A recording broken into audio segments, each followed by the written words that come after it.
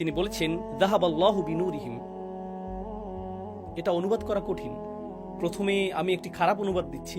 আল্লাহ তাদের নূর সরিয়ে দিলেন, আল্লাহ তাদের নূর অপসারণ করলেন। এর আক্ষরিক অনুবাদ হবে আল্লাহ তাদের নূর নিয়ে গেলেন। আল্লাহ তা নিয়ে গেলেন অর্থাৎ তিনি নিজে, আল্লাহ তা নিজের সাথে নিয়ে গেলেন। যাহাবাল্লাহু বিনুরিহিম। ওকে, এখন এখানে কি ঘটছে তা বোঝার চেষ্টা করি। কারণ এই মুহূর্তে আল্লাহ একজন ব্যক্তির কথা বলছিলেন যে আগুন জ্বালালো, কিন্তু হুম বা তারা সর্বনামটি দিয়ে কাকে বোঝানো হচ্ছে? ইবনে আশুরের ব্যাখ্যা অনুযায়ী এটি তাজরিদ। তাজরিদ অর্থ হলো আল্লাহ প্রথমে একটি দৃশ্যের কথা বলছিলেন, তারপর তিনি সেই দৃশ্যের কথা বলা বন্ধ করে বাস্তবতার কথা বলছেন। তিনি বলছেন আল্লাহ মুনাফিকদের থেকে তাদের আলো নিয়ে নিয়েছেন, তিনি ইহুদিদের কাছ থেকে তাদের আলো নিয়ে নিয়েছেন, তিনি কাফিরদের থেকে তাদের আলো নিয়ে নিয়েছেন, তিনি তাদের ইমানের সব আলো মুছে দিয়েছেন। অন্য চিন্তাবিদগণ বলেন না, তিনি এখনো উপমার মাঝেই রয়েছেন।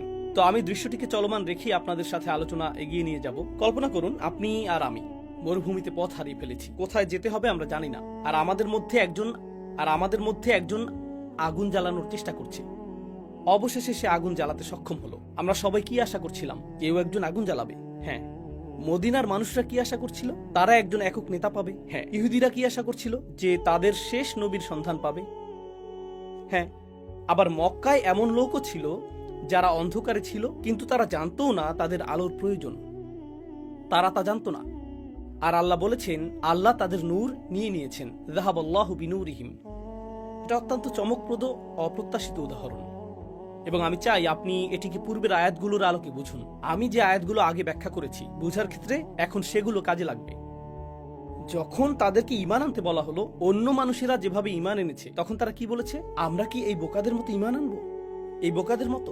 অন্য কথায় তাদেরকে বলা হলো নবীজির কাছাকাছি থাকো, আর রাসূল সাল্লাল্লাহু আলাইহি সাল্লামের সঙ্গী সাহাবীদের কাছাকাছি থাকো, যারা রাসূল সাল্লাল্লাহু আলাইহি সাল্লামের কাছ থেকে শিখছেন, যারা নৈকট্য প্রাপ্ত, যারা সেই আলোর কাছাকাছি যা ঈমানের উষ্ণতা ছড়ায়। কিন্তু তারা বলে না ধন্যবাদ, আমরা দূরেই থাকবো, তাই না? তারা বলে না না না, আমরা নিরাপদ দূরত্ব বজায় রাখবো। তুমি আমাকে এখানে যোগ দিতে বলছো? না না না, আমি এই আগুনে পুড়ে যেতে চাই না, আমি দূর থেকেই ভালো আছি, আমি এখান থেকেই দেখতে পাচ্ছি, না ধন্যবাদ, দূরে থাকাই যথেষ্ট। আর যারা সেখানে আছে তারা কাছাকাছি গিয়ে বলে হ্যাঁ হ্যাঁ আমরাও এখানে রয়েছি। তারাই আবার ফিরে গিয়ে বলে আমরা আসলে এটাকে সিরিয়াসলি নেইনি। তো তারা এর কাছাকাছিও আসতে চায় না, আর যদি তারা আসেও শুধুমাত্র লোক দেখানোর জন্যই আসে, তাই না? উপমাটিতে রয়েছে আল্লাহ তাদের আলো কেড়ে নিয়েছেন। এর দ্বারা আসলে কি বোঝাচ্ছে? তারা সেই স্থানেই ছিল, আল্লাহ শুধু আলোটি নিয়ে গেলেন, আল্লাহ সেই আলোটি নিয়ে গেলেন। কিন্তু বাস্তবে কি ঘটছে? রাসূল সাল্লাল্লাহু আলাইহি সাল্লাম সেখানেই, তাদের মধ্যেই রয়েছেন, সাহাবীগণ তাদের মধ্যেই রয়েছেন। কে সেখান থেকে চলে যাচ্ছে? তারা। আল্লাহ বলতে পারতেন অবশেষে যখন আলো আসলো তারা চলে গেল, তাই না? কারণ তারাই তো দূরে সরে যাচ্ছে। কিন্তু আল্লাহ তা বলেননি। আল্লাহ বলেছেন আল্লাহই তাদের আলো কেড়ে নিয়েছেন। বিষয়টা আপনি কিভাবে বুঝবেন? আপনি যদি আগের আয়াতগুলো লক্ষ্য করেন তাহলে দেখবেন যখনই আল্লাহ কোনো প্রতিক্রিয়ার কথা বলেন তারা আল্লাহকে নিয়ে উপহাস করে। মূলত আল্লাহ তাদের নিয়ে উপহাস করছেন। তারা আল্লাহকে বোকা বানানোর চেষ্টা করে, কিন্তু প্রকৃতপক্ষে তারা নিজেদেরকেই বোকা বানাচ্ছে। আয়াতগুলোতে বারবার দেখতে পাবেন তারা কিছু করে আর আল্লাহ তার জবাবে কিছু করেন, তারা কিছু করে আর আল্লাহ তার জবাবে কিছু করেন। কিভাবে আল্লাহ তাদের আলো কেড়ে নিলেন? তাদেরকে ক্রমাগত দূরে সরে যেতে দিয়ে। এভাবেই আল্লাহ তাদের আলো কেড়ে নিলেন। এমন নয় যে আল্লাহ আলো নিয়ে চলে গেছেন, আলো এখনো রয়েছে। মজার বিষয় হলো আরবি ভাষায় যাহাবুন নূর, আলো চলে যাওয়া বলতে অন্ধত্বকেও বোঝানো হয়। এক্ষেত্রে একটি উদাহরণ দিচ্ছি। আরে ভাই, শীঘ্রই সে আলো জ্বালাবে, এখানে আরো উজ্জ্বল হয়ে উঠবে, বেশ ভয়ঙ্কর অবস্থা। আর যে মুহূর্তে আলো জ্বলে উঠে আপনি অন্ধ হয়ে যান। এখন পরিহাসের বিষয় হলো বাইরে অত্যন্ত উজ্জ্বল, সেই উজ্জ্বলতা থেকে একমাত্র সেই ব্যক্তি উপকৃত হতে পারে না যে অন্ধ, অথবা যে নিজের চোখকে বেঁধে রাখার সিদ্ধান্ত নিয়েছে। আল্লাহ একটি খুবই দুঃখজনক বাস্তবতা বর্ণনা করেছেন। তুমি রাসূল সাল্লাল্লাহু আলাইহি সাল্লামের সাহচর্যে রয়েছো, তুমি সেই সাহচর্যে রয়েছো, আর আল্লাহ তোমাকে সেই আসরে নিয়ে এসেছেন। আল্লাহ রাসূল সাল্লাল্লাহু আলাইহি সাল্লামকে মক্কায় এনেছেন, আল্লাহ রাসূল সাল্লাল্লাহু আলাইহি সাল্লামকে মদিনায় এনেছেন, যাতে তুমি তার নিকটবর্তী হতে পারো। বাকি মানবজাতির তুলনায় তুমি আলোর অধিক নিকটবর্তী। এই আলো তোমারই পাবার কথা ছিল।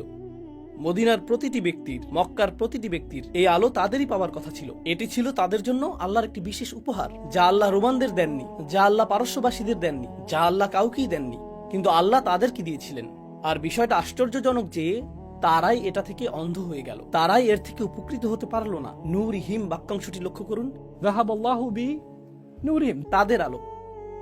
আল্লাহ বলতে পারতেন আল্লাহ আলো সরিয়ে নিয়েছেন, ذهب الله بالنور أو ذهب الله بنوره أو بنور النار তিনি এর যে কোনোটি ব্যবহার করতে পারতেন। তিনি বলেছেন ذهب الله بنورهم তাদের নূর, অর্থাৎ আলোটি তাদের জন্যই সেখানে ছিল, এটি তাদের জন্যই ছিল, কিন্তু যখন তারা এর কদর করলো না তা কেড়ে নেওয়া হলো। তাই এই তুলনাটি উপলব্ধি করুন। আপনি যদি আপনার চোখ কালো কাপড়ে বেঁধে রাখেন এবং 6 মাস ধরে তা আবদ্ধ রাখেন, এর মাঝে খুললেন না, যখন আপনি চোখ খুলবেন কি ঘটবে? আপনি অন্ধ হয়ে যাবেন। যদি আপনার পা আপনি বেঁধে রাখেন, সব সময় বিছানায় শুয়ে থাকবেন, পা শক্ত করে বেঁধে রাখবেন, রক্ত চলাচল বন্ধ, আর 6 মাস ধরে এভাবেই শুয়ে থাকলেন, তারপর কি আপনি দাঁড়াতে সক্ষম হবেন? না। আল্লাহ একটি ফিতরা সৃষ্টি করেছেন, আল্লাহ পৃথিবীতে আপনাকে একটি সামর্থ্য দিয়েছেন, আল্লাহ আপনাকে একটি সামর্থ্য দিয়েছেন, আল্লাহ আমাকে একটি সামর্থ্য দিয়েছেন। যদি আমরা সেই সামর্থ্য ব্যবহার করতে অস্বীকার করি, যদি আমরা তা ব্যবহার করতে অস্বীকার করি, আপনি তা হারিয়ে ফেলবেন। আল্লাহ তাদেরকে সামর্থ্য দিয়েছেন আলো দেখার, তার উষ্ণতা অনুভব করার, তার নিকটবর্তী হওয়ার। যখন তারা বারংবার তা অস্বীকার করলো, আল্লাহ কি করলেন? আল্লাহ সেই আলোর কদর করার সামর্থ্য তাদের থেকে কেড়ে নিলেন, আল্লাহ সেই আলো থেকে তাদেরকে অন্ধ করে দিলেন। তাই তারা রাসূল সাল্লাল্লাহু আলাইহি সাল্লামের ঠিক পাশেই বসে থাকতে পারে, কিন্তু তাদের হৃদয় দেখতে পায় না যে এটি আল্লাহর রাসূল। তারা স্বয়ং রাসূলুল্লাহ সাল্লাল্লাহু আলাইহি সাল্লামের কণ্ঠে কুরআন শুনতে পারে, صلى الله عليه وسلم আর তা তাদেরকে মোটেও প্রভাবিত করে না, কারণ এখন তারা সম্পূর্ণ অন্ধ। তারা বারংবার নিজেদেরকে তা থেকে বঞ্চিত করেছে, সেজন্য আল্লাহ তাদের থেকে সেই সামর্থ্য কেড়ে নিয়েছেন। তাদের সেই সামর্থ্য পক্ষাঘাতগ্রস্ত হয়েছে, তা কেড়ে নেওয়া হয়েছে। যাহাবাল্লাহু বিনূরিহিম, এটা হলো সেই লোকদের ব্যাপারে প্রদত্ত দৃশ্যপট। وتركهم في ظلمات আর তিনি তাদেরকে রেখে দিলেন অন্ধকারে, তার উপর অন্ধকার, তার উপর অন্ধকার। একাধিক অন্ধকারের অর্থ কি? যদি আলোটি এখানে থাকে, আমি ঠিক এখানে দাঁড়িয়ে আছি, আর আমি দূরে সরে যেতে থাকি, তাহলে কি ঘটবে? আমি কি যাব উজ্জ্বলতার দিকে নাকি অন্ধকারের দিকে? আমি আরো আরো আরো অন্ধকারে যাচ্ছি, অর্থাৎ তারা নবীজি থেকে আরো আরো আরো দূরে সরে যাচ্ছে। আল্লাহ তাদেরকে আরো আরো আরো দূরে অন্ধকারে ছেড়ে দিচ্ছেন। চমকপ্রদ একটি বিষয় হলো, আল্লাহ এই কথাটি এই প্রথম বলছেন না, তিনি ইতিমধ্যে এটি বর্ণনা করেছিলেন যখন এর আগে কাফিরদের সম্পর্কে বলেছেন। তিনি ইতিপূর্বে এ কথা বলেছেন। আমি আয়াতটি আপনাদের সামনে পাঠ করছি। إن الذين كفروا سواء عليهم أأنذرتهم أم لم تنذرهم لا يؤمنون ختم الله على قلوبهم وعلى سمعهم وعلى أبصارهم غشاوة তিনি কাফেরদের এই অবস্থাটি বর্ণনা করেছিলেন। আর এখন মুনাফিকরা তারা যতই দূরে সরে যাচ্ছে, ততই কাফেরদের নিকটবর্তী হচ্ছে। আপনি যদি মুমিন ও রাসূল সাল্লাল্লাহু আলাইহি সাল্লাম থেকে দূরে সরে যান, তাহলে কার নিকটবর্তী হবেন? কাফেরদের, যাদের চোখের উপর রয়েছে অন্ধকারের পর্দা। ولهم عذاب عظيم সুতরাং অবিশ্বাস্য ভঙ্গিতে এই চিত্রটি অঙ্কিত হয়েছে। আর এই চিত্রের সবচেয়ে চমৎকার অংশগুলোর একটি হলো এই বাক্যাংশটি, فلما أضاءت ما حوله যখন তা তার চারপাশকে আলোকিত করল। রাসূল সাল্লাল্লাহু আলাইহি সাল্লাম নিজেই হিদায়াতের সন্ধান করছিলেন। আল্লাহ বর্ণনা করেছেন, ওয়াজাদাকা দাল্লান ফাহাদা, তিনি আপনাকে পেয়েছিলেন পথ সম্পর্কে অনবহিত, এরপর হিদায়াত দিলেন। সুতরাং আল্লাহ তার রাসূল সাল্লাল্লাহু আলাইহি সাল্লামকে হিদায়াত দিলেন, কিন্তু আল্লাহ শুধু তাকে হিদায়াতই দেননি, তিনি তাকে এমন কিছু দিয়েছিলেন যা তার চারপাশ আলোকিত করে। কিন্তু আল্লাহর আলোর ব্যাপারে উল্লেখযোগ্য বিষয় হলো, আল্লাহু মুতিম্মু নূরিহি, আল্লাহ তার আলোকে পরিপূর্ণ করতে থাকেন। 23 বছরের মধ্যে সমগ্র আরব আলোকিত হয়ে গিয়েছিল, এবং কয়েক বছর পর পারস্য আলোকিত হতে শুরু করলো, এরপর রোম আলোকিত হতে শুরু করলো, ভারত আলোকিত হতে শুরু করলো, এরপর আফ্রিকা, ইউরোপ, অস্ট্রেলিয়া এবং দক্ষিণ পূর্ব এশিয়া। এই আলো ছড়িয়ে পড়তে এবং ছড়িয়ে পড়তেই থাকলো। বিশ্বের শত কোটি মানুষ এই আলোর আওতায় আসলো, আর যারা এই আলোর সবচেয়ে নিকটবর্তী ছিল, তাদের কেউ কেউ ছিল অন্ধ। এটা কি বিস্ময়কর না? যাহাবাল্লাহু বিনূরিহিম। একটি কবিতা এসেছে, আল আকলু আকলান, সম্ভবত ইমাম রাগিব আল আসফাহানি এই কবিতাটি উদ্ধৃত করেছেন। বুদ্ধিবৃত্তি 2 প্রকার, চিন্তা শক্তি 2 প্রকার। তার মতে এর মধ্যে একটি হলো كما ضوء الشمس لا تنفع أو لا ينفع إذا ضوء العين ممنوع আর এগুলো হলো মাতবুউন ও মাসমুউন। তার মতে একটি আলো বা বুদ্ধিবৃত্তি আছে যা আপনি শিখে থাকেন।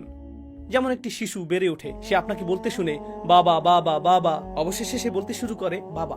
আপনি বলেন মামা মামা মামা, অবশেষে সে বলে মামা। এটি শিশুর মনের বিকাশ, এটি মাসমু। এছাড়া আরেক ধরনের বুদ্ধিবৃত্তি রয়েছে যাকে বলে মাতবু, অর্থ আল্লাহ মানুষের তাবিয়াতে কিছু দিয়ে দেন, সেটি হলো ফিতরা, সেই আলো যা আল্লাহ আমাদের সকলকে দিয়েছেন, তাই না? সুতরাং তিনি বলেন কোনো উপকারিতা নেই। فلا ينفع المسموع إذا لم يكن مطبوع. তিনি বলেন নতুন জিনিস শেখার মধ্যে কোনো উপকারিতা নেই যদি আপনার ভেতরে যে আলো রয়েছে তাকে আপনি হত্যা করেন। আর তিনি এটা কিসের সাথে তুলনা করেছেন? এটা সূর্যের আলোর মতো, যা কারো উপকারে আসে না যদি তার চোখে আলো না থাকে, كما ضوء الشمس لا ينفع إذا ضوء العين ممنوع. তাই না? এটাই আল্লাহর আলো। কোরআন আসলো আর এর সবচেয়ে নিকটবর্তী মানুষেরা তাদের কারো কারো অন্তর ছিল আবদ্ধ, ফলে তারা এর থেকে উপকৃত হতে পারেনি। সুতরাং এই সব কিছু ইতিহাস, কিন্তু আপনার ও আমার জন্য শিক্ষণীয় বিষয় কি? বিস্ময়কর এই উপমা, অবিশ্বাস্য এই উপমাটির মধ্যে। এই উপমার উদ্দেশ্য হলো ইসলামের সাথে আমাদের সান্নিধ্য, ইসলামের সাথে আমাদের সামাজিক সান্নিধ্য, মসজিদে উপস্থিত হওয়া, কোরআনের হালাকাগুলোতে উপস্থিত থাকা, এমন স্থানে থাকা যেখানে ইসলাম প্রতিধ্বনিত হয়, যেখানে আল্লাহর আলো উপস্থিত। এগুলো যথেষ্ট নয়। আপনি সেখানে উপস্থিত থাকতে পারেন আর অন্ধ হতে পারেন, আপনি সেখানে থাকতে পারেন আর তা আপনাকে ভেদ করে চলে যেতে পারে। কেউ এটা থেকে নিরাপদ নয়, আমাদের কেউ এটা থেকে নিরাপদ নয়। এটা হতে পারে যে আপনি ঠিকঠাক চলছিলেন, তারপর আপনি ধীরে ধীরে কিন্তু নিশ্চিতভাবে পিছলে যেতে শুরু করলেন। আপনি কিন্তু শারীরিকভাবে দূরে সরে যাচ্ছেন না। যখন আপনিও আমি আল্লাহর দেয়া সেই নিয়ামতকে কাজে লাগানো বন্ধ করে দেই, আল্লাহ আমাদের কাছ থেকে সেই সামর্থ্য উঠিয়ে নিতে শুরু করেন, ফিতরা সংক্রান্ত অন্য ব্যাপারগুলোতে যেরকম ঘটে থাকে। তো তিনি বলছেন সুম্মুম বুকমুন উমিয়ুন ফাহুম লা ইয়ারজিউন। শেষ একটি বিষয় আমি আপনাদের সাথে শেয়ার করব, তারপর আজ রাতের জন্য আপনাদেরকে ছেড়ে দেব। একটি বিখ্যাত আয়াত, সুম্মুন তারা বধির, সুম্মুন বুকমুম তারা বোবা, তারা কথা বলতে পারে না, এবং তারপর উমিয়ুন তারা অন্ধ। কিন্তু আগের আয়াতে যখন তাদেরকে অন্ধকারে রেখে দেওয়া হয়েছে, সেটা কি অন্ধত্বের অনুরূপ না? তাদেরকে অন্ধকারে রেখে দেওয়া হয়েছে, তো অন্ধকার তাদেরকে অন্ধ করেছে, অথবা তাদের দৃষ্টিশক্তি হারিয়ে গেছে যা তাদেরকে অন্ধ করে, অথবা শেষ আয়াতটিতে বাইরের অন্ধকারের কথা বলা হয়েছে যা দৃষ্টিশক্তিকে অকেজো করে দেয়। এখন এই আয়াতটি দৈহিক অন্ধত্বের দিকে ইঙ্গিত করেছে, উমিয়ুন। কিন্তু আপনার মনে হতে পারে যে এখানে অন্ধত্বই প্রথমে উল্লেখিত হওয়ার কথা, কারণ আগের আয়াতটি ছিল অন্ধকার সম্পর্কিত। তাই আপনি আশা করেন যে আল্লাহ হয়তো প্রথমে অন্ধত্বের কথা বলবেন, কিন্তু তিনি অন্ধত্ব প্রথমে উল্লেখ করেননি। তিনি প্রথমে বধিরতার উল্লেখ করেছেন, তারপর বাক প্রতিবন্ধকতা, তারপর অন্ধত্বের কথা উল্লেখ করেছেন, সুম্মুম বুকমুম এবং সবশেষে উমিয়ুন। এই ক্রমটি আসলেই অসাধারণ, এটি আসলেই অসাধারণ। তো আসুন এই ক্রমটি নিয়ে চিন্তা করি। এটি আসলে তাজরিদের সবচেয়ে উল্লেখযোগ্য উদাহরণগুলোর একটি। তাজরিদ অর্থ হলো আল্লাহ একটি চিত্রের কথা বলছেন, কিন্তু তিনি মূলত সেই চিত্রের কথা বলছেন না। সেই চিত্রটি ব্যবহৃত হচ্ছে কোনো বাস্তবতা বর্ণনা করার জন্য। তো এখন তিনি চিত্রটি সরিয়ে ফেলবেন এবং বাস্তবতা নিয়ে কথা বলা শুরু করবেন। আর এই চিত্রে আলো হলো আগুনের মতো, কিন্তু বাস্তবে সত্যিকারের আলো হলো এমন কিছু যা শ্রুতিগোচর। আধ্যাত্মিক আলো দেখা যায় না, আধ্যাত্মিক আলো শোনা যায়। কোরআনকে আলো হিসেবে বর্ণনা করা হয়েছে, কিন্তু কোরআন দেখা যায় না, কোরআন কি শোনা যায়। সুতরাং আধ্যাত্মিক জগতে আসলে চূড়ান্ত আলো হলো যা কানে প্রবেশ করে। আরবিতে প্রচলিত একটি কথা আমার মনে পড়ছে, أساء سمعا فأساء إجابة. যখন আপনি খারাপ কিছু শুনেন তখন আপনি জবাবও দেন খারাপ ভাবে। আপনারা জানেন যাদের বধিরতা আছে তাদের স্পষ্টভাবে কথা বলতে কষ্ট হয়, কথা বলার ক্ষেত্রে তাদের সমস্যা নেই, তাদের সমস্যা শুধু কানে, কিন্তু তারা স্পষ্টভাবে কথা বলতে পারে না। কেন? কারণ তারা যেহেতু সঠিকভাবে শুনতে পায় না, তারা জানেই না যে কোন শব্দ উচ্চারণ করতে হবে। সুতরাং তারা কখনো শিখতেই পারে না সঠিকভাবে শব্দ উচ্চারণ কিভাবে করতে হয়। যখন আপনি কোনো বধির ব্যক্তিকে কথা বলতে শোনেন, আপনি ভাবেন তার কি কথা বলারও সমস্যা আছে? না, আসলে শোনার সমস্যাই কথা বলার সমস্যায় পরিণত হয়েছে। তাই আল্লাহ উল্লেখ করেছেন সুম্মুম, আর এরপরে তিনি উল্লেখ করেছেন বুকমুম, তাদের কথা বলার অক্ষমতা, তাই না? আর আধ্যাত্মিক অর্থে তারা আল্লাহর বাণী গ্রহণ করেনি, আর যেহেতু তারা আল্লাহর বাণী গ্রহণ করেনি, ফলে তারা সঠিকভাবে এর জবাব দেয়নি, আমরা এই বাক্যাংশটির আরেকটু গভীরে যাব। আল্লাহর বাণী না শোনা এটা প্রথম অপরাধ। একথা বোঝা সবচেয়ে সহজ। আল্লাহ বলেন তাদের মতো হইও না যারা শোনে, ওয়াহুম লা ইয়াসমাউন, তারা বলে আমরা শুনি কিন্তু আসলে তারা শুনে না, তাই না? ওয়াহুম লা ইয়াসমাউন। তো এটা একটা সমস্যা। কিন্তু দ্বিতীয় আরো গুরুতর সমস্যা হলো সমাজে সবসময় বিদ্যমান থাকবে ইনফ্লুয়েন্সার এবং অনুসারী। এখানে যারা তরুণ, আমি যখন ইনফ্লুয়েন্সার এবং অনুসারীদের কথা বললাম, সাথে সাথে তোমাদের মাথায় ইনস্টাগ্রাম, টিকটক ইত্যাদি চলে এসেছে, তাই না? কিন্তু এই প্রযুক্তির আগেও পৃথিবীতে সবসময় ইনফ্লুয়েন্সার এবং অনুসারী ছিল। ইনফ্লুয়েন্সার ছিল রেডিওতে, ইনফ্লুয়েন্সার ছিল স্থানীয় মন্দিরে, ইনফ্লুয়েন্সার ছিল গ্রামে, ইনফ্লুয়েন্সার ছিল পরিবারে, সমগ্র মানব ইতিহাসে সবসময় ইনফ্লুয়েন্সার এবং অনুসারী ছিল। এখন কেবল ইনফ্লুয়েন্সার হওয়া সহজতর হয়ে গিয়েছে। আর আপনি যদি নির্বোধ মানুষদের ইনফ্লুয়েন্স করেন, তাহলে আপনি বিশ্বব্যাপী অনেক নির্বোধ অনুসারী জোগাড় করতে পারবেন। সুতরাং বিশ্বব্যাপী আপনি সব মূর্খ মানুষকে একত্রে সংযুক্ত করতে পারবেন এবং সম্মিলিতভাবে তাদের ইনফ্লুয়েন্সার হতে পারবেন, তাই না? আপনি যদি বুদ্ধিমান হন, আপনি অন্য বুদ্ধিমান মানুষদেরকে আপনার অধীনে জড়ো করতে পারবেন, আর আপনি বুদ্ধিমান মানুষদের ইনফ্লুয়েন্সার হতে পারবেন, তাই না? সুতরাং এই প্রবণতা সব সময়ই ছিল। প্রযুক্তি শুধু একটি অনুঘটক মাত্র। প্রযুক্তি এটাকে কেবল দ্রুততর এবং বহুগুণে শক্তিশালী করে তুলেছে, কিন্তু মূল বিষয়টি সবসময়ই বিদ্যমান ছিল। এখন কোরআন প্রায় ইনফ্লুয়েন্সারদের কথা বলেছে। আমি আবার বলছি, কোরআন প্রায় ইনফ্লুয়েন্সারদের কথা বলেছে। কেন? কারণ ইনফ্লুয়েন্সাররা সাধারণত একটি বিশাল সমস্যা তৈরি করে। কারণ ইনফ্লুয়েন্সাররা প্রচুর পরিমাণে কাকে প্রভাবিত করে? অনুসারীদের। তো মাক্কি কোরআনে আল্লাহ মিলিয়নিয়ারদের কথা বলেছেন, তিনি রাজনীতিবিদদের কথা বলেছেন, তিনি সমাজের নেতাদের কথা বলেছেন। কেন? কারণ অন্য সবাই তাদের মতো হতে চায়। সবাই কামনা করে তাদের যদি একই রকম ঘোড়া থাকতো, তাদের যদি একই রকম উট থাকতো, তাদের যদি একই রকম প্রাসাদ থাকতো, তাদের যদি একই রকম পোশাক থাকতো। অন্য সবাই ইনফ্লুয়েন্সারদের মতো পোশাক পরছে, অন্য সবাই ইনফ্লুয়েন্সারদের মতো যানবাহনে চড়তে চায়, সবাই ইনফ্লুয়েন্সারদের মতো এলাকায় থাকতে চায়, সবাই ইনফ্লুয়েন্সারদের মতো হতে চায়। হাজার হাজার বছর আগেও এমনটা ঘটতো। এই যুগে কি এমনটা ঘটে? সবাই কোনো না কোনো ভাবে ইনফ্লুয়েন্সারদের অনুকরণ করতে চায়। একজন সেলিব্রিটি এক ধরনের টি শার্ট পরিধান করে, তখন টি শার্টের বিক্রি বেড়ে যায়। একজন সেলিব্রিটি এক ধরনের পানীয় তুলে নিয়ে পান করে, তখন সেই পানীয়ের বিক্রি বেড়ে যায়। সেলিব্রিটি অনুমোদন। সেলিব্রিটি বলল, আমি এই রেস্তোরাঁটি অথবা সেই রেস্তোরাঁটি পছন্দ করি, ব্যাস সবাই অনুসরণ শুরু করলো, সবাই যাওয়া শুরু করলো। আর কোম্পানিগুলো তাদের পণ্যের বিজ্ঞাপন বাবদ এই সকল ইনফ্লুয়েন্সারদের বড় অঙ্কের টাকা দেয়, তাই না? তাই কোরআন ইনফ্লুয়েন্সারদের বিরুদ্ধে কথা বলছে, কিন্তু কোরআন কখনো কখনো অনুসারীদের বিরুদ্ধেও বলেছে, অনুসারীদের বিরুদ্ধেও বলেছে। এখন এখানে এই আয়াতে এটি এক অর্থে উভয়ের বিরুদ্ধেই বলেছে। ইনফ্লুয়েন্সাররা শুনতে অস্বীকার করেছিল, ইনফ্লুয়েন্সাররা শুনতে অস্বীকার করেছিল, তারা শুনতে অস্বীকার করেছিল। তারা আলোর সবচেয়ে কাছাকাছি, সেজন্য তাদের সবচেয়ে বেশি সুযোগ রয়েছে উপলব্ধি করার এবং গ্রহণ করার, কিন্তু তারা তা চায় না। আর যখন তারা তা চায় না, তাদের অনুসারীরা কি করে? অমুক যদি এটা না চায়, আমিও তা চাই না। এটা যদি কল্যাণকর হতো, আমার প্রিয় ইনফ্লুয়েন্সার এটা পছন্দ করত। যেহেতু সে এটা শুনতে চায় না, আমিও শুনতে চাই না। এটা কি এ যুগে ঘটে? হ্যাঁ। আপনি যখন নিজের মস্তিষ্ক ইনফ্লুয়েন্সারের হাতে তুলে দেন এবং তার কাছে সমর্পণ করেন, আমার জন্য আপনি চিন্তা করুন স্যার, আমার জন্য আপনি চিন্তা করুন, তখন সে যা মেনে নেয় আপনিও তা মেনে নেন, সে যা প্রত্যাখ্যান করে আপনিও তা প্রত্যাখ্যান করেন। তো আপনি শুনতে অস্বীকার করার সিদ্ধান্ত নেন কারণ সেলিব্রিটি বলেছে, অমুক বলছে, তাই আমি এটা শুনবো না। এখন প্রসঙ্গক্রমে ইনফ্লুয়েন্সাররা বর্তমান সময়ে কখনো কখনো কোরআনের কিছু কথা শুনে এবং তারা এটার সাথে একমত হয়। ও মাই গড, এটা সম্পূর্ণরূপে সত্য। এই কথা যদি বলি, আমি নিশ্চিত যে আমি আর ইনফ্লুয়েন্সার থাকতে পারবো না, কারণ আমার অধিকাংশ অনুসারীরা এটা অনুসরণ করবে না। তাই হয় আমি যা বিশ্বাস করি তা বলতে হবে, না হয় আমার অনুসারীদের ধরে রাখতে হবে, তাই না? তো তারা কি করে? তারা কি কথা বলে নাকি চুপ থাকে? এমনটা কি বর্তমানে ঘটে যে এরকম ইনফ্লুয়েন্সার রয়েছে যে জানে যে কিছু বিষয়ে তার সোচ্চার হওয়া উচিত, যেমন গণহত্যা, কিন্তু সে যদি কথা বলে, সে হয়তো তার অনুমোদন হারাতে পারে, সে হয়তো কন্ট্রাক্ট হারাতে পারে, সে তার পরবর্তী নেটফ্লিক্স সিরিজ বা এই জাতীয় কিছু হারাতে পারে। তাহলে কি করাই উত্তম? চুপ থাকা, প্রসঙ্গ পরিবর্তন করা, এই বিষয়ে কথা না বলা। এটা নিয়ে কথা বলো না। হেই, আপনি কিছু বললেন না কেন? কি বলবো? আপনি কি বলছেন? আমি বুঝতে পারছি না আপনি কিসের কথা বলছেন। জানেন এরা কি? বুকমুন, বোবা।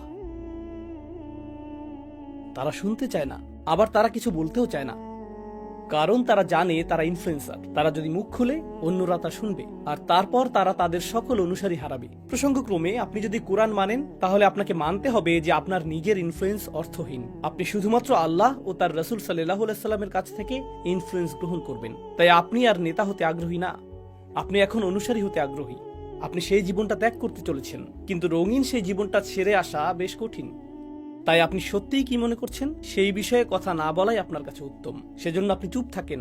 আর অন্যদিকে রয়েছে অনুসারীরা এমন, কোরআন যা বলেছে আমি তা আসলেই পছন্দ করি, কিন্তু আমি তো এই সেলিব্রিটির অনুসারী।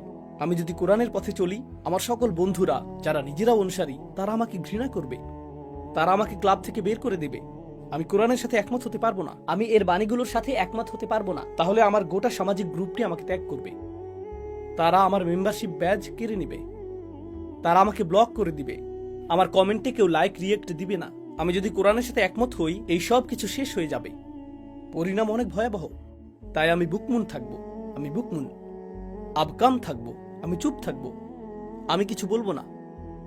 আর তারপর রয়েছে অমিউন, অন্ধ। আমি শুধু ভান করব যে আমি এটা দেখিনি, আমি চিন্তা করতে চাই না। অমিউন শব্দটি রূপক অর্থেও প্রযোজ্য। শুধুমাত্র দৈহিক অন্ধত্বই না, কোনো কিছুর অস্তিত্ব জানা সত্ত্বেও আপনি এটাকে না দেখার চেষ্টা করছেন। আমি তো কিছু দেখিনি। জানেন এটা কি? ইচ্ছাকৃতভাবে কিছু উপেক্ষা করা, যদিও সেটা উপস্থিত। আর আপনি যদি এতে মনোযোগী হন, তাহলে বাস্তবতা বেরিয়ে আসতে পারে। আল্লাহ বলেছেন আদা আতমা হাওলা, অর্থাৎ চারপাশের সব কিছু আলোকিত হয়ে গেছে, ফলে তা উপেক্ষা করা অসম্ভব। এই আয়াত আমাদের শিক্ষা দেয় যে অন্ধত্বের আগেও মূলত রয়েছে শুনতে অস্বীকৃতি এবং বিবেক অনুযায়ী সত্য বলতে অস্বীকৃতি। এই দুটি জিনিস যদি বিদ্যমান থাকে, সেখান থেকে অন্ধত্বের সৃষ্টি হয়। প্রথম আয়াতটি ছিল অন্ধত্ব সম্পর্কিত। দ্বিতীয় আয়াত, অর্থাৎ এই আয়াতটি সুম্মুম বুকমুন উমিয়ুন, আসলে অন্ধত্বের উৎস বর্ণনা করছে। অন্ধত্ব কোথা থেকে আসে? এই লোকেরা কিভাবে এত অন্ধ হতে পারলো?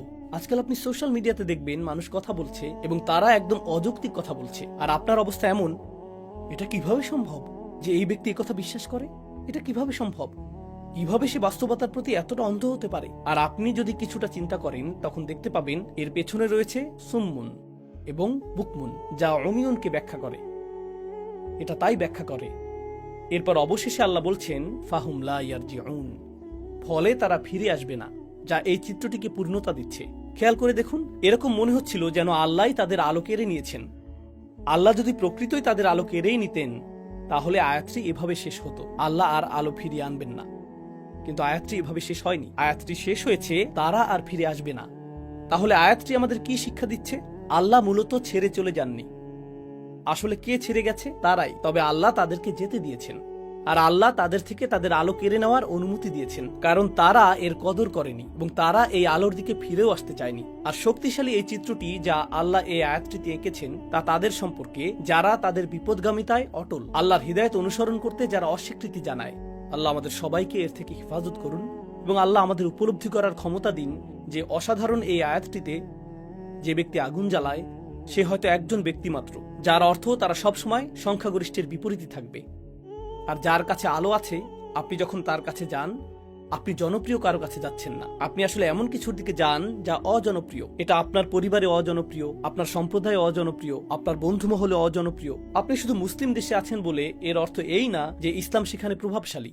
গত বছর আমি বেশ কয়েকটি মুসলিম দেশে গিয়েছি, যেখানে অনেক মেয়ে আমার কাছে অভিযোগ করেছে। আমি তাদের জিজ্ঞেস করেছি, মুসলিম হিসেবে তোমাদের জন্য কোন বিষয়টি পালন করা সবচেয়ে কঠিন? তখন তারা বলল, পর্দা করা। তারা সকলেই বোরকা পরিহিত। আমি বললাম, মুসলিম দেশে এটা কঠিন হবে কেন? তোমরা কি বলছো? কেউ যদি অস্ট্রেলিয়া, কানাডা অথবা ফ্রান্সে থেকে এই কথা বলে, তা না হয় মানা যায়। তোমরা কেন বলছো যে এটা কঠিন? তোমরা তো মুসলিম দেশে রয়েছো। তারা বলল, আপনার ধারণা নেই এখানে মেয়েরা পর্দা করার কারণে কত ছেলের উপহাসের শিকার হতে হয়, কত শিক্ষকের উপহাসের শিকার হতে হয় মুসলিম দেশে, আমাদের শিক্ষা প্রতিষ্ঠানগুলোতে। এটাই বাস্তবতা। আর তাদের পরিবারও তাদেরকে উপহাস করে। আমার চাচাতো ভাই বোন, আমার চাচারা, আমার খালারা, আমার দূরবর্তী আত্মীয়রা, আমার বড় ভাই বোন সবাই আমাকে উপহাস করে, কারণ আমি মুসলিম দেশে পর্দা করতে চাই।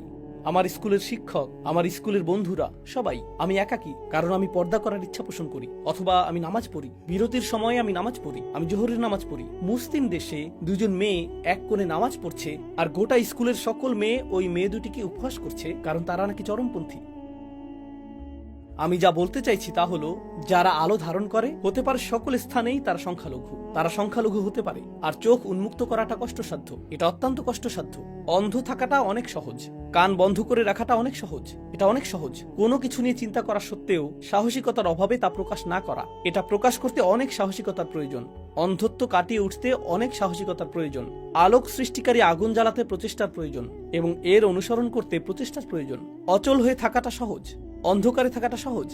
আল্লাহ আমাদেরকে তাদের অন্তর্ভুক্ত করুন যারা আলোর দিকে প্রত্যাবর্তন করে এবং যারা ভুল কাজ করে, এলোমেলো কাজ করে, যারা সীমা লঙ্ঘন করে। এই অনুচ্ছেদে আল্লাহ পাপীদের বর্ণনা দিয়েছেন। প্রথমে এসেছে আল্লাহ বলছেন, قل يا عبادي الذين أسرفوا على أنفسهم। তিনি তার রাসূল সাল্লাল্লাহু আলাইহি সাল্লামকে বলেছেন, তিনি তাকে আদেশ করেছেন, বলুন আমার সেই বান্দাদেরকে যারা নিজেদের উপর অন্যায় করেছে। يا عبادي الذين أسرفوا على أنفسهم। এখানে কুল শব্দটির ব্যবহারে একটি চমৎকার ব্যাপার রয়েছে।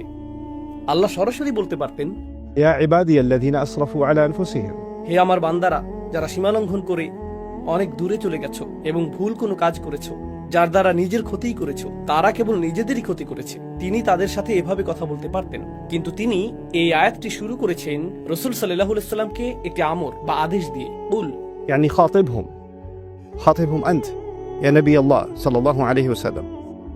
কেন? কারণ আল্লাহ রাসূল সাল্লাল্লাহু আলাইহি সাল্লামের দায়িত্ব হলো পাপীদের স্মরণ করিয়ে দেয়া। সেই পাপীরা, এমনকি সেই পাপীদের উদ্দেশ্যেও আল্লাহ সরাসরি কথা বলছেন, আল্লাহ তাদের উদ্দেশ্যে সরাসরি কথা বলছেন। সুতরাং এখানে দুটি বিষয় ঘটছে। নবীজির কাজ হলো মানুষকে আল্লাহ ও তার দ্বীনের কথা স্মরণ করিয়ে দেওয়া এবং কিভাবে আল্লাহর কাছে ফিরে আসতে হয় তা জানানো, এবং আল্লাহ আমার ও আপনার কাছে কি চান তা জানানো। এটা করার বিভিন্ন উপায় রয়েছে। এটা করার সহজ একটি উপায় হতে পারে আপনাকে অপরাধ বোধে ভুগানো। তুমি এটা করেছো, তুমি সেটা করেছো, তুমি ওটা করেছো, তুমি জানো এই পাপের শাস্তি কি? জাহান্নাম। তুমি জানো এই পাপের শাস্তি এটা, তুমি জানো আল্লাহ তোমার সাথে কি করবেন, তুমি জানো বিচার দিবসে কি ঘটবে। এমন অনেক উপায় এটা করা যায়। আমি আগামী 20 মিনিট আপনাদেরকে এই খুতবা দিতে পারতাম এবং বারবার স্মরণ করিয়ে দিতে পারতাম যে সম্ভবত আপনাদের জান্নাতে যাওয়ার কোনো সম্ভাবনাই নেই। আমি তা করতে পারতাম, কিন্তু এই আয়াতে আমি নবীজি সাল্লাল্লাহু আলাইহি সাল্লাম এবং স্বয়ং আল্লাহর কাছ থেকে ভিন্ন কিছু শিখেছি। আল্লাহ তার রাসূল সাল্লাল্লাহু আলাইহি সাল্লামকে আদেশ করেছেন এমন লোকদের সাথে কথা বলতে যারা নিজেদের নিয়ে লজ্জিত, কারণ তারা পাপে নিমজ্জিত এবং তারা মনে করে আমি এতটাই খারাপ, আল্লাহ আমার সাথে কথাই বলবেন না, আল্লাহ কেনই বা আমাকে সম্বোধন করবেন। আল্লাহ তাদের উদ্দেশ্যে কথা বলেন যাদের তিনি ভালোবাসেন, যারা তার অনুগত। আল্লাহ তাদের উদ্দেশ্যে কথা বলেন যারা তার আদেশ পালন করে। আল্লাহ তাদের উদ্দেশ্যে কথা বলেন যারা হালালের উপর থাকে এবং হারামের দিকে যায় না। কিন্তু এই আয়াতে আল্লাহ কথা বলছেন আল্লাযীনা আসরাফু আলা আনফুসিহিম। আর এর চেয়ে উল্লেখযোগ্য বিষয় হলো এই আয়াতটি মক্কায় অবতীর্ণ হয়েছিল, সুতরাং এটি শরীয়তের বিধান আসার পরে আসেনি। এটা রাসূল সাল্লাল্লাহু আলাইহি সাল্লাম মদিনায় হিজরতের পরে নাজিল হয়নি, যখন আমাদের উপর রোজা ফরজ হয়েছিল এবং খাদ্যাভ্যাসের নিয়মকানুনগুলো আরো বেশি করে ব্যাখ্যা করা হয়েছিল। তাই আমরা সাধারণত যেগুলোকে হালাল ও হারাম বলে মনে করি তার বেশিরভাগই তখন ছিল না। এই আয়াতে আল্লাহ যাদের উদ্দেশ্যে কথা বলছেন তাদের মধ্যে এমন লোকও ছিল যারা চূড়ান্ত পাপে লিপ্ত ছিল, তারা এমনকি শিরকও করছিল, এমনকি মুশরিকরাও এর অন্তর্ভুক্ত, এমনকি তারাও, কারণ তারা সবাই আল্লাহর বান্দা। তারা তা উপলব্ধি করুক বা না করুক, তারা স্বীকার করুক বা না করুক, তারা তো আল্লাহরই বান্দা। আপনি হতে পারেন আল্লাহর একজন বিদ্রোহী বান্দা, যেমনটি এই আয়াতে ব্যাখ্যা করা হয়েছে, কারণ আল্লাহ যখন বলছেন হে আমার বান্দারা, স্বাভাবিকভাবেই আপনি ধরে নেন যে বান্দা হলো সে যে তার মালিকের আনুগত্য করে। তাই আপনি ভাবতে পারেন যে এখানে অনুগত বান্দাদের কথাই বলা হচ্ছে। তিনি বলেছেন يا عبادي الذين أسرفوا على أنفسهم আমার সেই বান্দারা যারা নিজেদের উপর অন্যায় করেছে। এখানে আরো চমৎকার বিষয় হলো আল্লাহ বলেননি أسرفوا على ربكم على ربهم، অর্থাৎ তারা তাদের রব আল্লাহর বিরুদ্ধে অন্যায় করেছে বা সীমা লঙ্ঘন করেছে। তিনি তা বলেননি। তিনি বলেছেন এমনকি যখন তোমরা আল্লাহর অবাধ্য হও তখনও তোমরা আসলে শুধু নিজেদেরই ক্ষতি করো। তুমি আল্লাহর রাজত্ব থেকে কিছুই কেড়ে নাও না, তুমি কেবল নিজেরই ক্ষতি করো। সুতরাং এখানে তাৎপর্যপূর্ণ বিষয় হলো পাপীকে তিরস্কার করার পরিবর্তে প্রথমত স্বয়ং রাসূল সাল্লাল্লাহু আলাইহি সাল্লামকে আদেশ করা হয়েছে পাপীদের সম্বোধন করতে এবং স্মরণ করিয়ে দিতে, আমি শুধু তোমাদেরকে নিজের ক্ষতি করা বন্ধ করতে বলছি, আমি শুধু সেটাই করতে বলছি। الذين أسرفوا على أنفسهم। তো ধারাবাহিক এই আয়াতগুলো থেকে আমরা বেশ কয়েকটি নির্দেশনা লাভ করব এবং সেই প্রতিটি নির্দেশনার উদ্দেশ্য হলো আমাদেরকে নিজেদের ক্ষতি করা থেকে বিরত রাখা, আমাদেরকে নিজেদের উপর ইসরাফ করা থেকে, নিজেদের বিরুদ্ধে অনেক দূরে চলে যাওয়া থেকে বিরত রাখা। সামনে এগোনোর আগে চলুন ইসরাফ শব্দটি নিয়ে কথা বলি। আমি বারবার পাপী শব্দটি ব্যবহার করেছি, কিন্তু এই আয়াতগুলোর আলোকে তা আসলে সঠিক নয়। শব্দটি আযনাবু বা আখতাউ নয়, তাই না? وارتكبوا السيئات فعبر سبحانه وتعالى عن الذنوب، المرتكب الذنوب بالذين أسرفوا على أنفسهم، إسراف على نفسه، الإسراف على نفسه। তাহলে আসরাফু আলা আনফুসিহিম এর অর্থ কি? আরবিতে ইসরাফ হলো আপনি যখন স্বাভাবিক মাত্রার উপরে চলে যান। যেমন ধরুন আপনি ইফতার করছেন আর আপনি যথেষ্ট ইফতার করতে পারেন যাতে ক্ষুধা নিবারণ হয়, কিন্তু আপনার ক্ষুধা না থাকা মানে এই না যে প্লেটে থাকা চিকেনের উপর আপনি আরো প্রতিশোধ নেবেন না। তাই আপনি আরো 6টি মুরগির রান নিলেন এবং বাকি ফ্রাইগুলোও নিলেন, অর্ধেক বোতল কেচাপ নিলেন, কারণ আপনার কাজিনও ফ্রাইয়ের দিকে তাকিয়ে আছে। এবং সেগুলো তার হাতে যাওয়ার আগেই আপনাকে নিতে হবে। এভাবেই আপনি মুখে খাবার পুড়তে থাকেন, আপনার ক্ষুধা 10 মিনিট আগেই শেষ, কিন্তু আপনি এখনো খাচ্ছেন, এটাই ইসরাফ। আপনি প্রয়োজনের চেয়ে বেশি খাচ্ছেন, এটাই ইসরাফ। ইসরাফ অর্থ অতিরিক্ত, ইসরাফ অর্থ প্রয়োজনের অতিরিক্ত, যথাযথ পরিমাণের চেয়ে বেশি, রাইট? আল্লাহ প্রকৃতিকে এমন ভাবে তৈরি করেছেন, শুধু আধ্যাত্মিক বা ধর্মীয় অর্থে নয়, বরং ফিতরা বা স্বভাবগত ভাবেও আল্লাহ এমন ব্যবস্থাপনা তৈরি করেছেন যেখানে ইসরাফ সবসময়ই আপনার ক্ষতি করবে। অতিরিক্ত পানি পানেও আপনি মারা যেতে পারেন। অতিরিক্ত পানি একটি ভালো জিনিস, অতিরিক্ত পানি পান করার ক্ষতিকর দিকও রয়েছে। আপনার শরীরে চিনির প্রয়োজন, অতিরিক্ত চিনি সমস্যা তৈরি করে। অতিরিক্ত পরিমাণে যে কোনো কিছুই সমস্যা সৃষ্টি করে। অতিরিক্ত ঘুমও সমস্যার কারণ, অতিরিক্ত ব্যায়ামও সমস্যার কারণ। আল্লাহ যা কিছু তৈরি করেছেন সবকিছুকেই একটি সীমার মধ্যে থাকতে হয়, আর আপনি যদি সেই সীমা অতিক্রম করেন তখন কার ক্ষতি করেন? নিজেরই ক্ষতি করেন। সবকিছুতেই, জীবনের প্রতিটি ক্ষেত্রেই আপনি এবং আমি ইসরাফে লিপ্ত হতে পারি। কিন্তু কি ঘটে? মানুষ হিসেবে মাঝে মাঝে আমরা কিছু বিষয়ে ভালো করি বা অন্যান্য জিনিসের চেয়ে কিছু জিনিস বেশি উপভোগ করি। তাই যখন আমরা অন্য কিছুর চেয়ে একটি জিনিস বেশি উপভোগ করি, সেটার উপর আমরা মনোযোগ দিতে থাকি।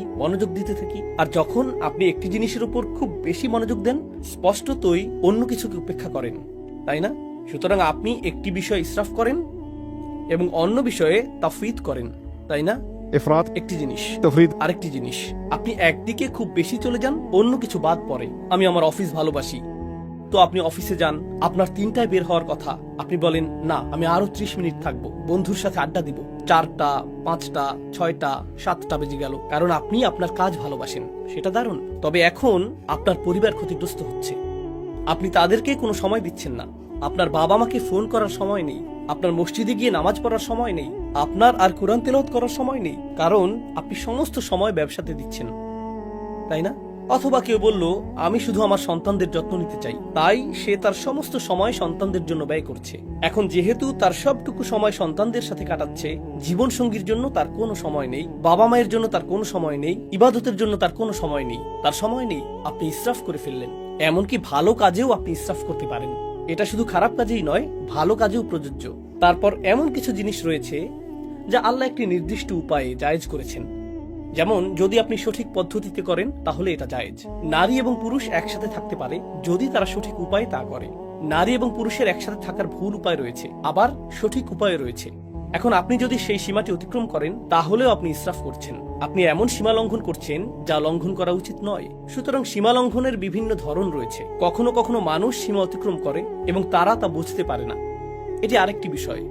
আমি মনে করি না যে আমি ভুল কিছু করেছি। এটি ছিল ছোট একটি পদক্ষেপ, যা আরেকটি ছোট পদক্ষেপে নিয়ে গেছে, এবং আপনি কিছু বোঝার আগেই, হায়, আমি তো অনেক আগেই সীমা অতিক্রম করে ফেলেছি, আর বিপজ্জনক এলাকার অনেক দূরে চলে এসেছি। আমি এখন নিষিদ্ধ এলাকায় বহু দূরে চলে গেছি। আপনি অনেক দূরে চলে গেছেন, আর এখন আপনি বলছেন, হায়, আমি এলোমেলো করে ফেলেছি, কিভাবে আমি ফিরে আসব? অনেক দূরে চলে এসেছি। মজার একটা বিষয় আমেরিকার অর্থনীতিতে দেখা গিয়েছিল। যখন কয়েক বছর আগে সাবপ্রাইম মর্টগেজ সংকট হয়েছিল, তখন বলা হচ্ছিল ব্যাংকগুলো এতটাই বড় যে তা ব্যর্থ হতে পারে না, অথবা গাড়ি কোম্পানিগুলো এতটাই বড় যে ব্যর্থ হতে পারে না। অর্থাৎ তাদের ব্যর্থতা এতটাই বড় যে নিরুপায় হয়ে তা মেনে নিতে হবে, এর থেকে ফিরে আসার আর কোনো উপায় নেই। তাই আসো এই ফুটো বালতিতে আরো টাকা ঢালি, তাই না?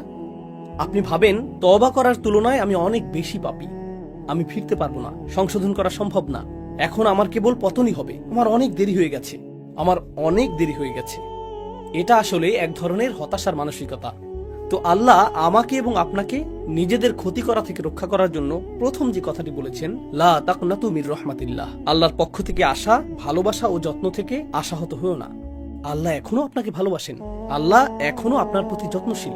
আমি রহমার অনুবাদে দয়া শব্দটি ব্যবহার করিনি, আমি ইচ্ছাকৃতভাবে ভালোবাসা ও যত্ন ব্যবহার করেছি। আমি এই খুতবাতে তা ব্যাখ্যা করতে চাই। আমি অন্যত্রও এটা বলেছি, কিন্তু এই বিষয়ে আশা হারাবেন না যে আল্লাহ এখনো আপনাকে ভালোবাসেন এবং আল্লাহ এখনো আপনার প্রতি যত্নশীল। إن الله يغفر الذنوب جميعا কোনো সন্দেহ নেই, আল্লাহ সমস্ত পাপকে একসাথে ক্ষমা করে দেবেন, এর সবগুলো, তিনি সবকিছু মুছে দেবেন, সবকিছু ঢেকে দেবেন। إن الله يغفر الذنوب جميعا إنه هو الغفور الرحيم। কিভাবে তিনি তা করতে পারেন? আল্লাহ বলেছেন, এর কারণ একমাত্র তিনিই ভুল ত্রুটির অতিশয় মার্জনাকারী এবং তিনিই সর্বদা প্রেমময় ও যত্নশীল। এটাই প্রথম চিকিৎসা যা আমার প্রয়োজন। দ্বিতীয়টি, আর এই সব কিছু আমি আপনাদের সাথে শেয়ার করছি কারণ আমরা মনে করি রমজান মাস হলো আল্লাহর কাছে প্রত্যাবর্তনের মাস, তাই না? আর রমজানের 2/3 চলে গিয়েছে। এখন আপনাদের অনেকেই ভাবছেন, হায়, রমজানে তো আমি কিছুই করিনি। এত বড় একটা সুযোগ ছিল, রমজানের প্রস্তুতি নিয়ে, রমজানকে সর্বোচ্চ কাজে লাগানো নিয়ে এত আলোচনা হলো, এখন 20টিরও বেশি রোজা চলে গেল, আমি কিছুই করতে পারিনি। আমি এমনকি নামাজও কাজা করেছি, আমি আমার খারাপ অভ্যাসগুলো ছাড়তে পারিনি, আমি শুধু ভুল করেই চলেছি। আর এখন রমজান মাস প্রায় শেষ, কিন্তু আত্মতৃপ্তি লাভ করার মতো আমার কিছুই নেই। ঠিক যেমন আমরা বলি, আত্মতৃপ্তি লাভ করার মতো আমার জীবনে কিছুই নেই, আমি সব নষ্ট করে ফেলেছি। এখন আমরা রমজানের ক্ষেত্রেও সেটাই বলছি। রমজান হলো 1 মাসে আমাদের জীবনের সারসংক্ষেপ। আর রমজানের এই 2/3 শেষ হয়ে যাওয়াটা অনেকটা এরকম, আমার জীবনের অনেকটা সময় চলে গেছে, এখন আমি কি করতে পারি, তাই না? প্রতিবার শেষ 10 রাতে আপনি শুনেন যে আপনাকে আরো বেশি কিছু করতে হবে, আরো বেশি করতে হবে। আমি ভাবছি, আমি তো ন্যূনতম বাধ্যবাধকতাও পূরণ করছিলাম না, আর এখন আরো বেশি করতে হবে। বাদ দেই, আমি আর এর মধ্যে নেই, আমার অনেক দেরি হয়ে গেছে। এটা ভালো মানুষদের জন্য, এই শেষ 10 দিন এবং এই সমস্ত প্রণোদনা, এগুলো ভালো মানুষদের জন্য। আমি তো এই দলেই পড়ি না। প্রথমত, আল্লাহর রহমতের উপর আশা হারাবেন না। আল্লাহ ক্ষমাশীল। বলবেন না, রমজানের প্রথম 20 দিনে আমি কতই না খারাপ কাজ করেছি, হঠাৎ করে আল্লাহ কেন এটা মেনে নেবেন যে আমি শেষ 10 রাতে ভালো হয়ে গেলাম? কেন তিনি এটা মেনে নেবেন? এটা ঠিক যেন আমাদের জীবনের শেষে অবস্থা। আমরা যদি জীবনের বেশিরভাগ অংশ পাপে কাটিয়েও থাকি, আল্লাহ তবুও আমাদের সব কিছু পরিবর্তন করার, ফিরে আসার একটি সুযোগ দিচ্ছেন। তারপর তিনি বলেছেন, দ্বিতীয় বিষয়টি হলো وأنيبوا إلى ربكم। সর্বান্তকরণে ফিরে আসো। الإنابة العودة إلى الله قلبا।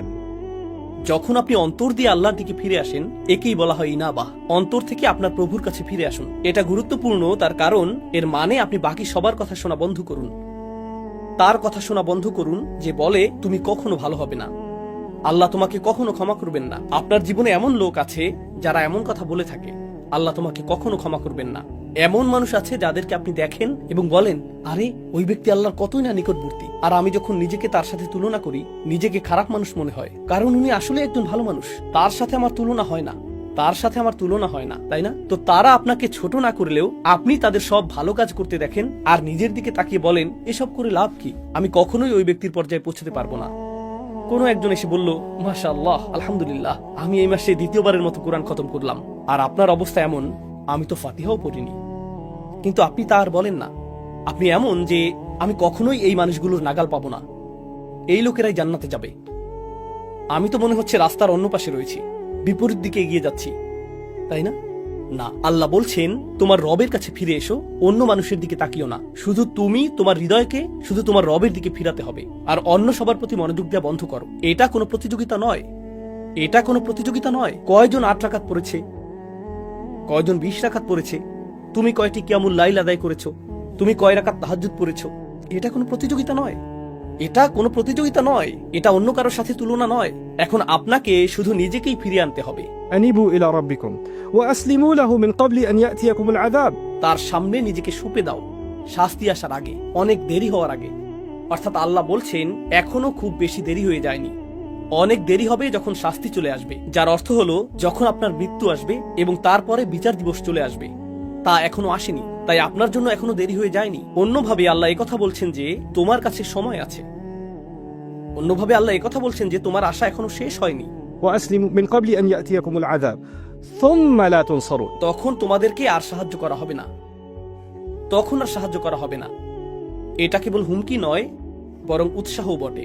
কারণ আল্লাহ যদি বলেন তখন তোমাকে সাহায্য করা হবে না, এর মানে এখন তোমাকে সাহায্য করা হবে, এখন তোমাকে সাহায্য করা হবে, তখনই কেবল তোমাকে সাহায্য করা হবে না। তো এই মুহূর্তে আল্লাহ তোমাকে সাহায্যের প্রস্তাব দিচ্ছেন, আল্লাহ আমাকেও সাহায্যের প্রস্তাব দিচ্ছেন। সুম্মা লা তুনসারুন। আর নুসরাহ অর্থ শুধুমাত্র সাহায্য নয়, এটা মুসাআদাহ বা আউন থেকে ভিন্ন। নুসরা ব্যবহৃত হয় সামরিক সাহায্যের ক্ষেত্রে, যখন সামরিক বাহিনীর জন্য বড় বড় চালান প্রেরণ করা হয় যাতে তারা পুনরায় রসদ পূর্ণ করতে পারে, সেটাকে আসলে বলা হয় নুসরাহ। অথবা যখন কোনো সেনাবাহিনীর আক্রমণের শিকার হবার উপক্রম হয়, অথবা তারা শত্রুর সাথে সম্মুখ যুদ্ধ করে এবং পাহাড়ের ওপর থেকে শক্তি বৃদ্ধিকারী দল আসে, সেটাই নুসরাহ।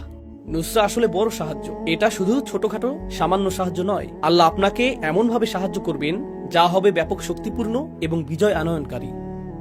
তারপর তিনি বলছেন, واتبعوا أحسن ما أنزل إليكم من ربكم। তোমাদেরকে প্রদত্ত সবচেয়ে সুন্দর বিষয়টির অনুসরণ করো যা পাঠানো হয়েছে তোমাদের রবের পক্ষ থেকে। এখানে বলার মতো আরো অনেক কিছুই আছে, আমি সেগুলোর উপর বেশি মনোযোগ দিব না। এর সবচেয়ে সহজ অর্থ হলো আল্লাহ যা নাজিল করেছেন তার মধ্যে সর্বোত্তম হলো স্বয়ং কোরআন।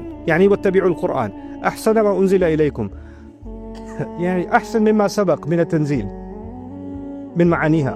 এই আয়াতের একটি অন্যতম অর্থ হলো নাজিলকৃত সমস্ত বিষয়ের মধ্যে সবচেয়ে সেরা হলো আল্লাহর বাণী, সুতরাং এটা অনুসরণ করো। এর অন্যান্য আরো অর্থ রয়েছে, কিন্তু আপনাদের বিদায় দেওয়ার আগে আমি আসলে এই শেষ অংশটির উপর মনোযোগ দিতে চাই। তিনি বলছেন, এটা করো, তোমাদের সাধ্যের মধ্যে সর্বোত্তম উপায়ে এর অনুসরণ করো। আল্লাহর নাজিল করা সবচেয়ে সুন্দর জিনিসটির অনুসরণ করো। কারণ কিছু লোক বলে, ও ইসলাম এত কঠিন, এত বেশি নিয়ম কানুন, এটা অনেক জটিল, আমি জানি না কি করতে হবে, আমি জানি না কেন এত খুঁটিনাটি বিষয় রয়েছে। কিন্তু আল্লাহ বলছেন, না, এটা আসলে সুন্দর এবং সরল। এমন কারো কথা ভাবুন যে মক্কায় এই আয়াতটি শুনেছিল, ধর্মে তাদের জন্য তখন কি কি জটিলতা ছিল। তারা যখন সূরা জুমার শুনেছিল তখন কি জটিলতা ছিল, ধর্মের মধ্যে কাঠিন্য কোথায় ছিল। এটি ছিল সহজ সরল একটি বার্তা, এটি ছিল সুন্দর ও দ্ব্যর্থহীন।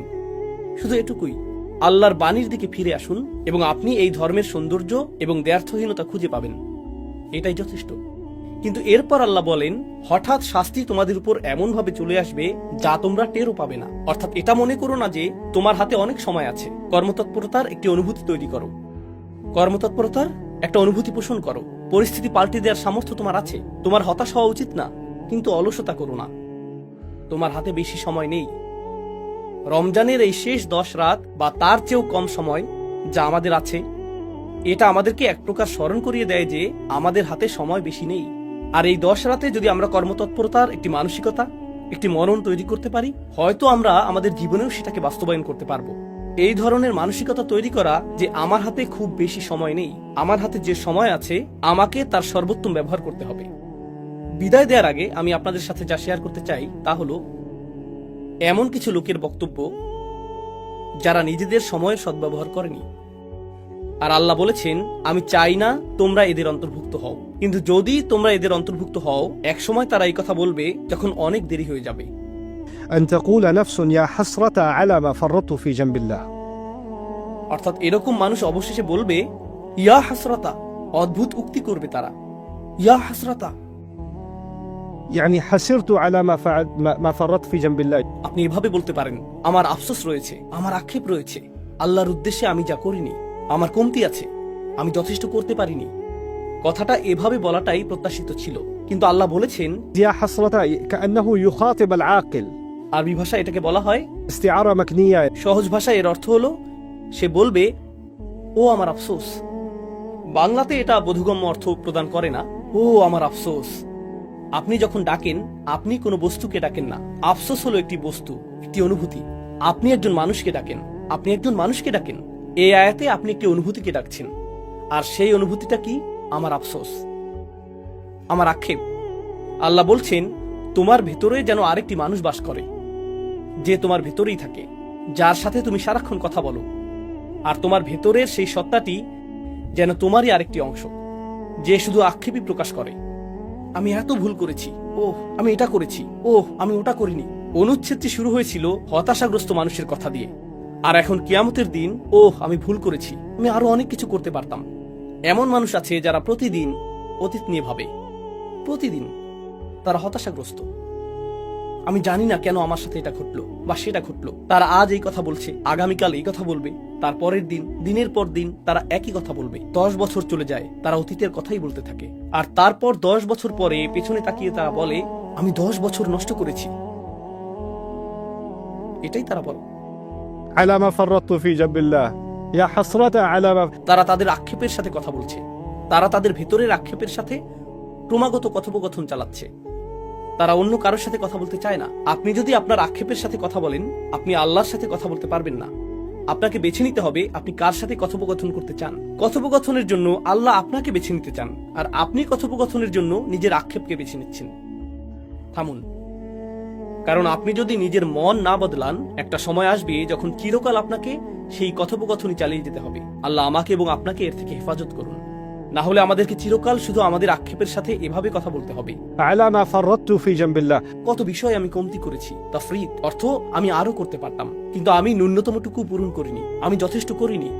অর্থাৎ আল্লাহ এটাও বলছেন না যে সবচেয়ে ভালো সর্বোত্তমটা করো এবং শ্রেষ্ঠত্ব অর্জন করো। না না না, শুধু তাফরিদ করো না। তাফরিদ হলো যখন ন্যূনতম একটি সীমা থাকে, যেমন স্কুলে পাশ করার ন্যূনতম নাম্বার থাকে, তাই না? ন্যূনতম পাস নাম্বার ধরি এটা 33, সেক্ষেত্রে আপনি যদি 32 পান সেটাই তাফরিদ, তাই না? যদি তা অতিক্রম করেন, পরীক্ষায় পাশ করেন, আপনি নিরাপদ।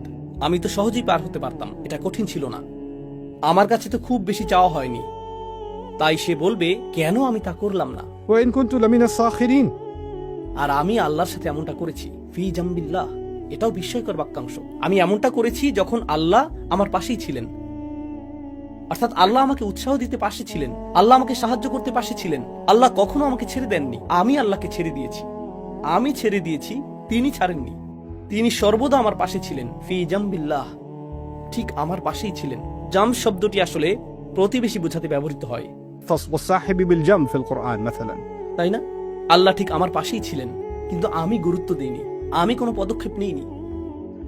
সেই সীমারেখা অতিক্রম না করে নিরাপদে থাকতে যা কিছু দরকার ছিল আল্লাহ সব দিয়েছিলেন, আমি শুধু পদক্ষেপ নেইনি, তাই না?